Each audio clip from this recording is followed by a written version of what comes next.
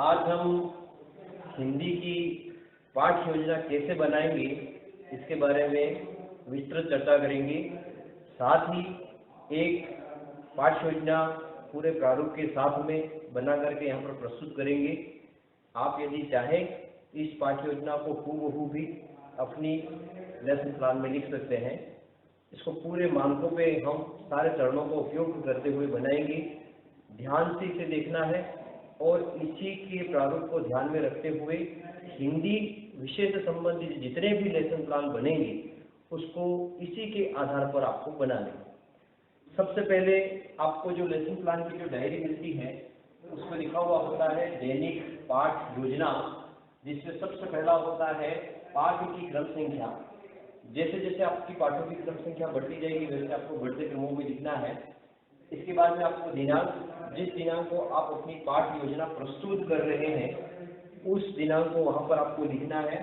उसके बाद में आपकी कौन सी कक्षा में पढ़ा रहे हैं, कक्षा का कौन सा वर्ग है, इसके बाद में कौन से विद्यालय में पढ़ा रहे हैं, जिस विद्यालय में आप पढ़ा रहे हैं उस विद्यालय का नाम लिखना है, कौन सा कालांश आप पढ़ा रहे हैं और कितने समय का है। अप्रोक्सीमेट यहाँ पर देखा जाए तो 30 से लगा करके 45 मिनट के पीरियड होते हैं, तो मैंने यहाँ पर 35 मिनट लिखा है। इसके बाद में विषय जो है आपका जो भी है उसे लिख देना है। साथ में अपन को इसके प्रकरण को भी लिख देना है कि किस टॉपिक को हम पढ़ाने जा रहे हैं। यहाँ पर अगर हम प्रकरण की बात करें तो हम महात्मा गांधी के जीवन परिचय के बारे में आज पढ़ाने वाले हैं। अब हम आगे देखने जा रहे हैं इस पाठ्य योजना में सहायक सामग्री। सहायक सामग्री उसे कहते हैं कि जो हमारे इस लेसन प्लान में पढ़ाते वक्त जो जो चीजें काम में आ रही है वो सारी चीजें सहायक सामग्री के अंतर्गत आएंगी। चाहे उसमें आपने श्याम पट्ट का प्रयोग किया हो, चाहे संकेतक का अर्थ आप किसी चीज को बताने के लिए जिस प्लास्टिक के संकेतक का प्रयोग करते हैं वो संकेतक, चौक कह सकते हैं।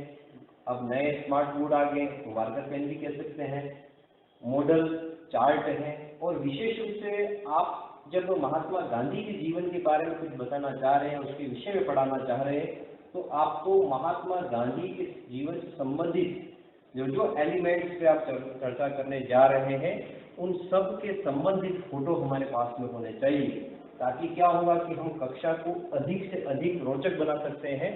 और जब हमारी कक्षा रोचक बनेगी तभी बच्चों का ध्यान जो है वो हमारे पढ़ाई हुए पे ध्यान वो कर सकेंगे। दूसरी बात है हमारे सामान्य उद्देश्य क्या है इस पाठ्य योजना को पढ़ाने के पीछे।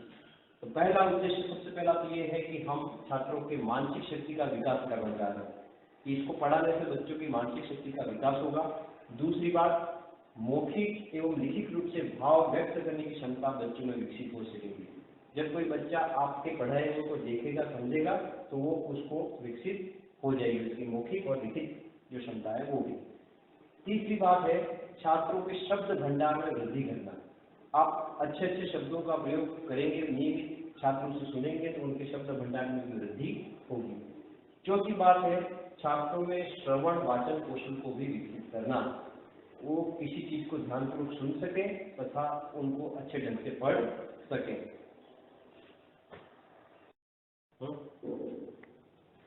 हाँ, अब सामान्य उद्देश्य के बाद में अपन बात करेंगे नेक्स्ट स्टेज की विशिष्ट उद्देश्य। विशिष्ट उद्देश्य के अंतर्गत 5 प्रकार के उद्देश्य हमारे सामने हैं। पहला है ज्ञानात्मक उद्देश्य, बोधात्मक उद्देश्य, कौशलात्मक उद्देश्य, प्रयोगात्मक उद्देश्य और पूर्व ज्ञान परिकल्पना।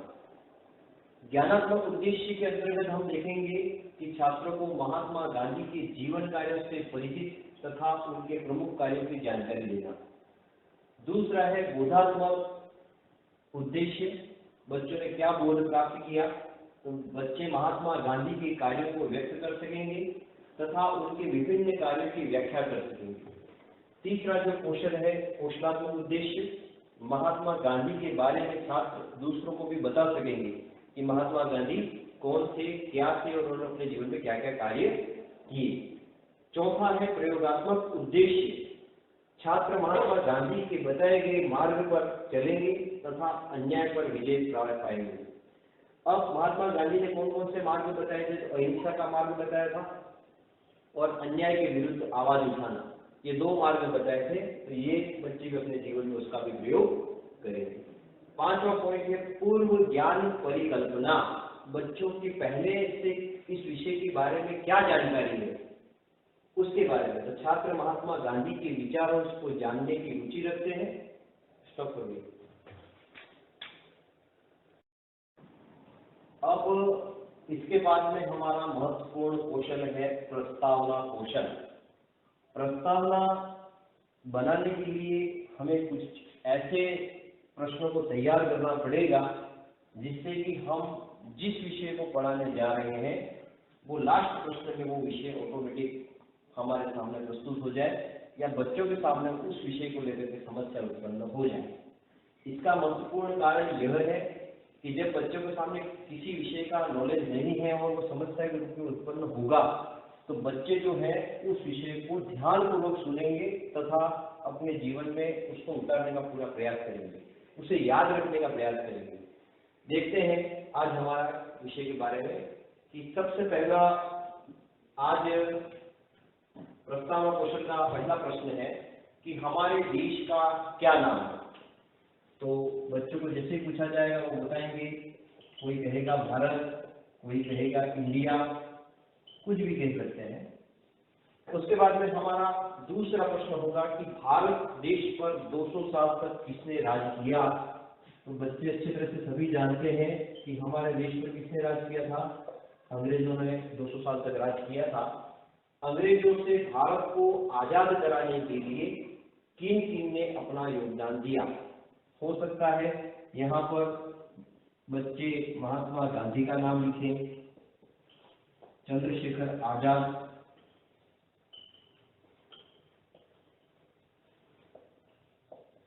ये भी नाम आ सकते हैं। कई बार ये भी हो सकता है कि आप महात्मा गांधी नाम लाना चाह रहे हो लेकिन बच्चे महात्मा गांधी का नाम नहीं बोल रहे हैं। तो अगला प्रश्न हमारा और भी ये हो सकता है कि ये जो नाम आपने बताए हैं उसमें से शांतिपूर्वक आजादी दिलाने का कार्य किसने कहा या अहिंसा पूर्वक आजादी दिलाने का कार्य किसने किया। तो बच्चे तुरंत बताएंगे कि महात्मा गांधी ने किया। चलिए इसी के चक्कर आगे प्रश्न नंबर 4, फिर महात्मा गांधी का जन्म कब हुआ। तो अधिकतर बच्चे जानते हैं 2 अक्टूबर को हुआ है। अब अगला प्रश्न हमारा ये रहेगा कि महात्मा गांधी के बारे में आप क्या जानते हैं। अब ऐसा प्रश्न करने के बाद में कई बच्चों के अंदर उत्सुकता भी उत्पन्न होगी और समस्या भी उत्पन्न हो जाएगी कि वास्तव में महात्मा गांधी के बारे में हम पूर्ण जानते नहीं हैं। जैसे ही बच्चों ने बता दिया तो हमें उद्देश्य कथन करना है कि आज हम महात्मा गांधी के बारे में अध्ययन करेंगे। नेक्स्ट देखते हैं। अब हमारा नेक्स्ट स्टेप होगा प्रस्तुतिकरण। आपकी पाठ विज्ञान की जो बुक है उसके अंतर्गत आपको 4 कॉलम उसमें बनाए गए हैं। शिक्षण बिंदु, छात्राध्यापक अनुक्रियाएं, छात्र अनुक्रियाएं, श्याम पट्टकार, 4 भागों में बांटा गया है। सबसे पहले आपको शिक्षण बिंदु में लिखना पड़ेगा महात्मा गांधी, और यदि आप कक्ष में इसको पढ़ा रहे हैं तो आपको गांधी जी का फोटो भी वहां पर लगाना है, साथ में चार्ट ले जाना है। छात्राध्यापक अनुक्रियाएं क्या हो सकती हैं, तो आप जो है वो वाचन करेंगे कि महात्मा गांधी भारत के महान नेताओं में एक हैं। इन्होंने सत्य और अहिंसा के बल पर सत्याग्रह आंदोलन के द्वारा भारत से अंग्रेजों को भगाने का सार्थक प्रयास किया था और अंग्रेजों को भारत छोड़ने पर विवश किया था। अब जब आप ये बोल रहे हैं तो छात्र अनुक्रिया क्या होगी। छात्र ध्यानपूर्वक आप जो बोल रहे हैं उसको सुन रहे हैं। पुनः आप पढ़ेंगे। पूरे विश्व में इनका नाम प्रसिद्ध है। गांधी जी का जन्म 2 अक्टूबर 1969 ईस्वी को गुजरात राज्य के काठियावाड़ जिले के पोरबंदर नामक स्थान पर हुआ था। इनका पूरा नाम मोहनदास करमचंद गांधी था। बचपन में इन्हें घर पर मोहन कहकर पुकारा जाता था। जब आपने यह वाचन किया तो आप ये वाचन करते वक्त आपको श्याम पट्ट पर लिखना है महात्मा गांधी का जन्म कब हुआ था। तो 2 अक्टूबर 1869 को हुआ था। कहाँ हुआ था, तो गुजरात राज्य के पोरबंदर में हुआ था। जब आप ये श्याम पट्ट पर लिखेंगे तो उनको बच्चे अपने कॉपी में भी नोट करेंगे। नेक्स्ट स्टेप में अगला हमारा शिक्षण बंधु रहेगा महात्मा गांधी के माता पिता। छात्राध्यापक प्रक्रिया में हम वाचन करेंगे कि महात्मा गांधी के पिता का नाम करमचंद गांधी और माता का नाम पुतलीबाई था। करमचंद गांधी राजकोट में एक प्रतिष्ठित दीवान थे। पुतलीबाई बहुत ही धार्मिक प्रवृत्ति की महिला थी, जिसका काफी प्रभाव महात्मा गांधी के व्यक्तित्व पर पड़ा। जब आप ये वाचन करेंगे उस वक्त छात्र जो सुन रहे हैं उन्होंने उनके माता पिता के नाम को अपने कॉपी में नोट किया है। और श्याम पट्ट पर आपको लिखना भी है कि महात्मा गांधी के पिताजी का नाम करमचंद गांधी है, उनकी माता का नाम पुतलीबाई। जो जो इम्पोर्टेंट लग रहा है वो सारी चीजें आपको जो है वो श्याम पट्ट पर नोट करते जाना है। नेक्स्ट हमारा जो शिक्षण बिंदु है विवाह और माता को दिए गए वचन। अब जब ये टॉपिक आप पढ़ा रहे हैं तो इस टॉपिक के संदर्भित गांधी जी की विवाहिक फोटो अगर आपके पास में हो तो ठीक है, नहीं हो तो पुरानी किसी की वैवाहिक फोटो हो उसको भी आप लगा सकते हैं और उसे गांधी जी और उनकी पत्नी कस्तूरबा के रूप में प्रस्तुत कर सकते हैं। नीचे आपको लिख देना है गांधी जी और कस्तूरबा। अब छात्राध्यापक अनुक्रिया के अंतर्गत आप फिर वाचन कर रहे हैं, पढ़ रहे हैं, बता रहे हैं, बच्चों को समझा रहे हैं कि महात्मा गांधी का विवाह सन 1881 को कस्तूरबा बाई के साथ हुआ था और उन्होंने एक पुत्र को जन्म दिया था जिसका नाम हीरालाल था। जब गांधी जी पढ़ाई के लिए, बैरिस्टर की पढ़ाई के लिए वो विदेश गए थे, जब वो विदेश जा रहे थे तो उन्होंने अपने माता जी को 3 वचन दिए थे। 3 वचन कौन कौन से हैं, जिसमें पहला उन्होंने जो वचन दिया था मांस न खाना, दूसरा था शराब का सेवन न करना और तीसरा था पराई स्त्री को कभी भी बुरी नजर से न देखना। ये 3 वचन उन्होंने अपनी माता को दिए थे। जब आप ये चैप्टर पढ़ा रहे होंगे तब बच्चे जो हैं छात्र अनुक्रिया के अंतर्गत पत्नी का नाम, पुत्र का नाम अपनी नोटबुक में लिखेंगे, लेकिन उसके साथ ही आपको श्याम पट्ट पर भी इस कार्य को करते जाना है।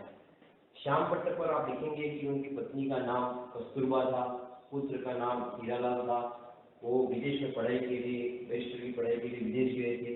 तो जो जो इम्पोर्टेंट है वो सारी चीजें आपको नोटिस बोर्ड पे श्याम पट्ट पर लिखनी है। जो चीज आप श्याम पट्ट पर लिखेंगे उन्हीं चीजों को बच्चे अपनी नोटबुक में नोट करेंगे।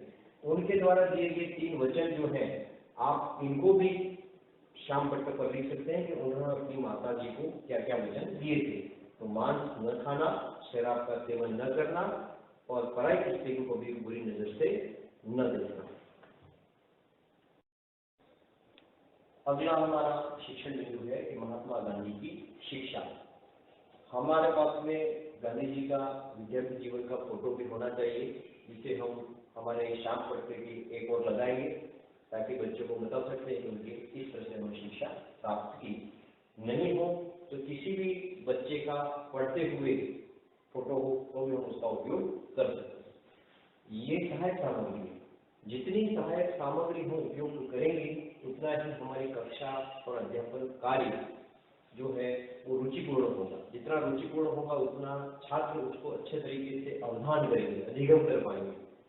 चलिए देखते हैं छात्राध्यापक प्रक्रिया क्या होगी शिक्षा के बारे में। तो शिक्षा के बारे में हमें यहाँ पे बताना है बच्चों को कि इनकी जो प्रारंभिक शिक्षा, जो पढ़ाई जो थी वो पोरबंदर में हुई।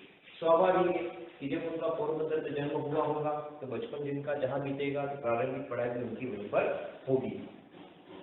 तथा उच्च शिक्षा प्राप्त करने के लिए वो इंग्लैंड गए थे और इंग्लैंड में उन्होंने 1907 ईस्वी में बैरिस्टर की उपाधि प्राप्त कर वापस भारत आ गए, मुंबई आ गए। मुंबई आकर के उन्होंने न्यायालय में अपनी वकालत का कार्य शुरू कर दिया। इसके बाद में ये बात जब हम बताएंगे तो हम नोटिस बोर्ड पे नोट भी करते जाएंगे, लिखते भी जाएंगे कि 1907 में बैरिस्टर की उपाधि उन्होंने प्राप्त की थी। जब हम श्याम भट्ट की लिखेंगे छात्र की अनुक्रियाएं क्या होगी, वही होगी कि वो उसको अपनी नोटबुक पे नोट करेंगे। इसके बाद में अगला जो है इनकी अफ्रीका की यात्रा के बारे में।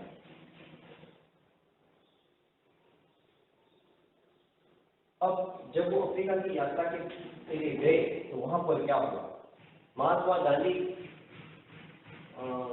वकील थे तो निश्चित रूप से उनको केस के सिलसिले में उनको दक्षिण अफ्रीका जाना पड़ा। तो वह मुंबई से एक केस के सिलसिले में जब दक्षिण अफ्रीका में गए तो उन्होंने वहां पर देखा कि वहां पर काले और गोरे रंग के जो लोग थे तो वहां पर लोगों के साथ में भेदभाव किया जा रहा था कि काले रंग के जो लोग थे उनको जो है वहां पर नेग्लेक्ट किया जा रहा था, उनको अछूत माना जा रहा था, ऐसी बहुत सी चीजें की जा रही थी।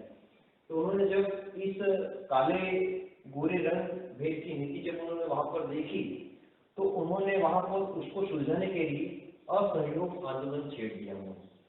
और वहां के जो काले लोग थे उनके न्याय की रक्षा करने के लिए, उनके अधिकारों की रक्षा करने के लिए उन्होंने वहां पर असहयोग आंदोलन प्रारंभ कर दिया।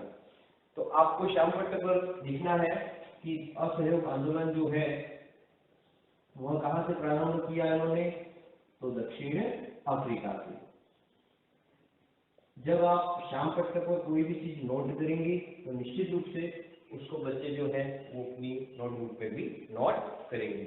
यही छात्र अनुक्रिया है। अब आपने प्रस्तुतिकरण के अंतर्गत आधा पाठ पढ़ा लिया है, आखिरी पाठ में अपनी कंप्लीट हो चुकी है। तो बीच में एक सोपान और आता है, विशेषात्मक प्रश्न कह सकते हैं या विकासात्मक प्रश्न कह सकते हैं कि आपने बच्चों को जो पढ़ाया उन्होंने उसमें से कितना ज्ञान प्राप्त किया। उसके लिए आपको बच्चों को 2-3 प्रश्न बीच में पूछना है, जिसे विशेषात्मक प्रश्न या विशेष विकासात्मक प्रश्न भी कहते हैं। आपने प्रश्न किया कि गांधी जी उच्च शिक्षा के लिए कहाँ गए थे, आपने बच्चों से पूछा तो कई बच्चों ने हाथ खड़े किए और बच्चों ने बताया कि वह इंग्लैंड में उन्होंने उच्च शिक्षा को प्राप्त की थी, वो वहां गए थे। दूसरा प्रश्न आया कि वहां उन्होंने किस नीति का विरोध किया, बच्चों को पूछा, बच्चों ने बताया वहां पर कौन सी नीति थी, काले गोरे रंग भेद नीति का विरोध किया था। अगला प्रश्न आपने किया कि उन्होंने कौन से आंदोलन किया था, कौन सा आंदोलन किया था उन्होंने, तो बच्चों ने बताया कि असहयोग आंदोलन उन्होंने किया था वहां पर। इस तरीके से हमें विकासात्मक प्रश्न के बीच बीच में बच्चों को पूछते जाना है, ताकि हमें यह भी पता लगे कि हम बच्चों को जो पढ़ा रहे हैं क्या वो उस चीज को ग्रहण कर पा रहे हैं या नहीं कर पा रहे हैं। कई बार ऐसा होता है कि हम पढ़ाते ही जा रहे हैं और बच्चे जो है वो ध्यान ही नहीं दे रहे हैं। जैसे ही आप ऐसे प्रश्न पूछोगे तो बच्चों का ध्यानाकर्षण जो है वापिस उस कक्षा में हो जाएगा और बीच में बच्चों को बोरियत महसूस नहीं होगी। इसलिए हमें ये विशेषात्मक प्रश्न या विकासात्मक प्रश्न हमारे पाठ के मध्य में हमें इस तरीके से पूछना है, वही पूछना है जो हमने उस पाठ को पढ़ाया है, वही जो हमने पहले पढ़ाया वो। ऐसा नहीं कि हम आगे पढ़ाने जा रहे हैं और उसके बारे में पूछ रहे हैं, ऐसा नहीं होना चाहिए। जो हमने आज पढ़ाया है अभी तक उसके बारे में हमें 3 प्रश्न पूछने चाहिए।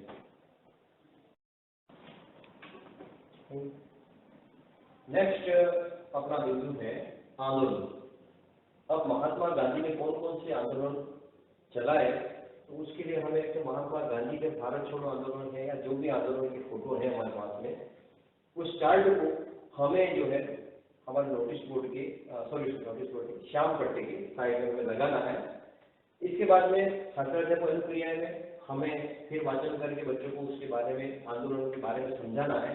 तो महात्मा गांधी सत्य अहिंसा के पुजारी थे। हम सब जानते हैं कि महात्मा गांधी थे वो अहिंसा के महत्वपूर्ण मानते थे कि कोई भी कार्य है उसे अहिंसा पूर्वक ही किया जाए, किसी भी जीव की हिंसा नहीं करनी चाहिए, इसलिए इनको अहिंसा का पुजारी माना जाता है। और हमारे भारत को भी इन्होंने बिना हिंसा की भारत को आज़ादी दिलाई, ये इनका महत्वपूर्ण योगदान है, इसीलिए इनको राष्ट्रपिता भी कहा जाता है। इन्होंने सन 1920 ईस्वी में रॉलेट एक्ट या काला कानून के विरोध में असहयोग आंदोलन चलाया था। इसके बाद इन्होंने सत्याग्रह आंदोलन के लिए भारतीय नौजवानों को प्रेरित किया। फिर उन्होंने दांडी यात्रा, विदेशी वस्त्र जलाओ आदि अनेक आंदोलन किए थे। उनका ये मानना था कि हम देशी चीजों का अधिक से अधिक उपयोग करें तथा विदेशी चीजें जो हैं उनका हम धीरे धीरे बहिष्कार करें। हम देशी चीजों का उपयोग करेंगे तो हमारा राष्ट्र में वो समृद्ध बनेगा, ये उनकी भावना थी। ये चीज पढ़ाते वक्त हमें जो श्यामपट्ट है उस पर आंदोलन के बारे में जो भी महत्वपूर्ण तथ्य है उसको नोटिस बोर्ड पे श्यामपट्ट पर लिखना है।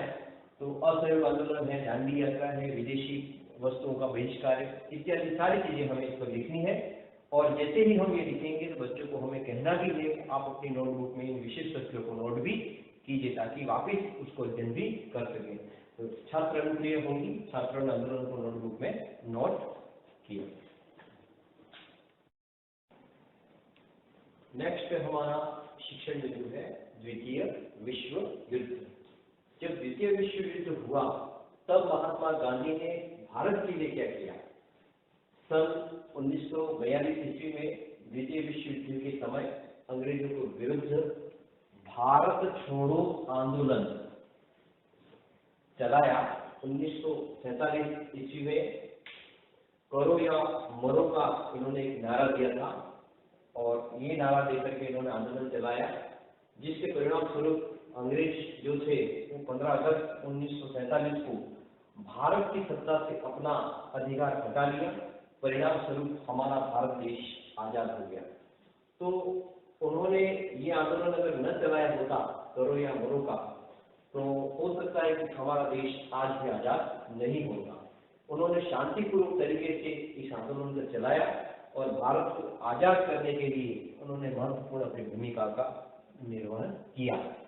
अब आपको जो श्यामपट्ट है उस पर आपको लिखना है, करो या मरो का नारा दिया तो वो लिखना है, कौन सा आंदोलन उन्होंने किया था, भारत छोड़ो, जो भी विशेष टिप्पणी है वो सारी आपको श्यामपट्ट पर लिखनी है ताकि उसको छात्र जो है वो अपनी नोटबुक में नोट कर सके और छात्र जो अनुक्रिया के अंतर्गत आएगा कि महत्वपूर्ण तिथियां और नारों को छात्रों ने अपने बुक में जो है वो नोट किया।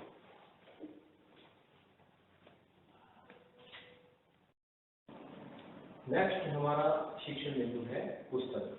महात्मा गांधी ने कौन कौन सी पुस्तकें लिखी उसके बारे में हम जानकारी बच्चों को देंगे। तो महात्मा गांधी द्वारा लिखित पुस्तकें निम्नलिखित हैं, हिंदू स्वराज्य और माय एक्सपेरिमेंट विद ट्रूथ। जब आप ये पढ़ा रहे हैं तो बोलते वक्त आपको दोनों पुस्तकों के नाम भी श्यामपट्ट पर लिखने हैं और बच्चों को अपनी नोटबुक में नोट करें, ये भी आपको कहना है। तो छात्र अनुक्रिया है, छात्र अनुक्रिया कुछ इस तरह से होगी और श्यामपट्ट कार्य कुछ इस तरीके से होगा। इस तरीके से आपको लिखना है। अब अगला हमारा शिक्षण बिंदु है महात्मा गांधी का निधन। स्वतंत्रता प्राप्ति के 5 महीने बाद ही 30 जनवरी 1948 को नई दिल्ली स्थित बिड़ला भवन में नाथूराम गोडसे ने इस महात्मा को गोली मार करके हत्या कर दी। मरते वक्त उनके मुख से केवल एक ही शब्द निकला था, हे राम। तो ये बात आप बच्चों को पढ़ाएंगे, अनुकरण करेंगे, तो उसके बाद में जो है वो आपको श्यामपट्ट पर लिखना है कि उनका निधन 30 तारीख को हुआ था। तो 30 जनवरी 1948 को गोली किसने मारी थी? नाथूराम गोडसे ने मारी थी। जब आप ये लिखेंगे तो छात्र अनुक्रिया जो होंगी वो होंगी कि छात्र जो है वो अपनी नोटबुक में इन चीजों को नोट करेंगे। नेक्स्ट हमारा जो स्टेप आती है पुनरावृत्ति प्रश्न। बीच में हमने विकासात्मक प्रश्न पूछे थे, विशेषात्मक प्रश्न पूछे थे, लेकिन अब हमारा पूर्ण पाठ कंप्लीट हो चुका है, पूरा पाठ हमने बच्चों को पढ़ा दिया है। तो हम पुनरावृत्ति प्रश्न भी बीच में फिर करेंगे। पुनरावृत्ति प्रश्न के अंतर्गत मैंने 2 प्रश्न दिए हैं। पहला प्रश्न है सत्य और अहिंसा के पुजारी कौन थे? आपको बच्चों को ये पूछना है। इसका उत्तर आपको अपने इस बुक में लिखना अनिवार्य नहीं है, अगर लिखना भी चाहें तो आप लिख भी सकते हैं। दूसरा प्रश्न है गांधी जी की मृत्यु कब और कैसे हुई थी।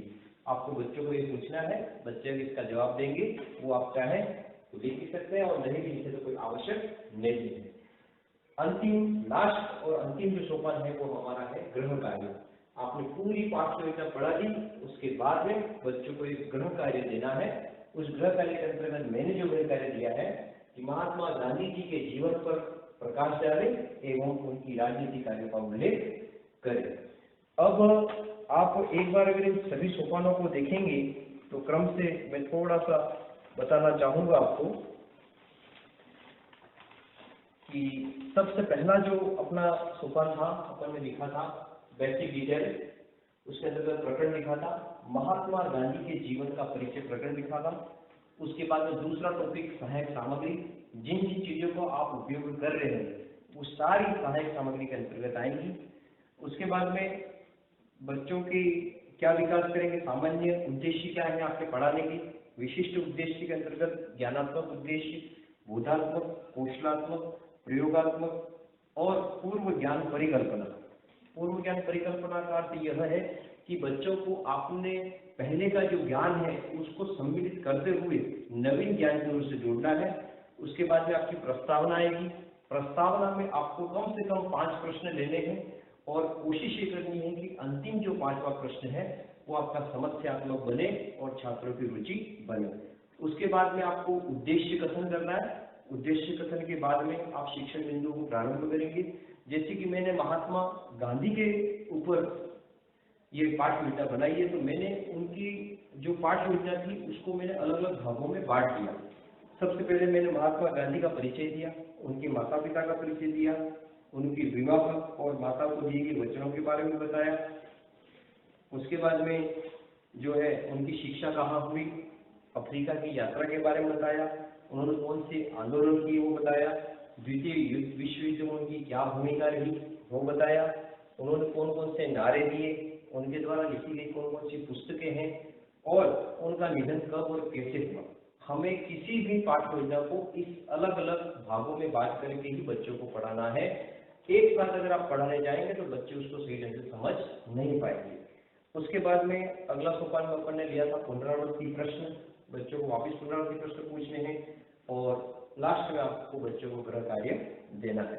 मैंने कोशिश की है कि आपको ये पाठ्य योजना अच्छे तरीके से समझ में आ जाए। हिंदी विषय के लिए तो ये पाठ्य योजना बिल्कुल अच्छा प्रारूप बना हुआ। इसी प्रारूप के अनुरूप आपको जो है वो अपने अगली पाठ्य योजनाएं बनानी है। इसके बाद में हम अगली पाठ्य योजनाएं भी, अगले अन्य विषयों की भी पाठ्य योजना आपके सामने बहुत ही जल्दी प्रस्तुत करेंगे।